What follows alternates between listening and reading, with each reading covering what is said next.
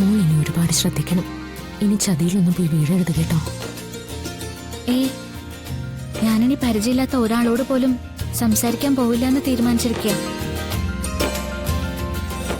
അല്ല, എനിക്കത് മനസ്സിലാവുന്നില്ല. എന്തിനാ ഒരാൾ എന്റെ അമ്മയാന്ന് പറഞ്ഞു വരുന്നേ? എന്തിനാ എന്നെയും കൂട്ടി രജിസ്റ്റർ ഓഫീസിലൊക്കെ പോകുന്നേ? ഞാൻ ഒപ്പിട്ട് കൊടുത്ത അവർക്ക് എങ്ങനെയാ സ്വത്ത് കിട്ടുക?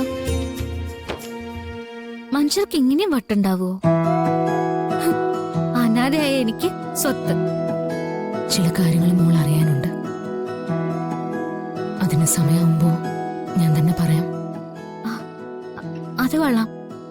ഫിദ മാഡത്തിന് ഇക്കാര്യങ്ങളൊക്കെ അറിയോ? അറിയാന്നേ. അമ്മ മോളോട് പറയേണ്ട കാര്യങ്ങൾ പറഞ്ഞല്ലേ പറ്റൂ. ഫിദ മാഡം പറഞ്ഞ എനിക്ക് വിശ്വാസം. ഇന്ന് തന്നെ ഡൗൺലോഡ് ചെയ്യൂ. കാണൂ നിങ്ങളുടെ ഫേവറേറ്റ് ഷോസ്.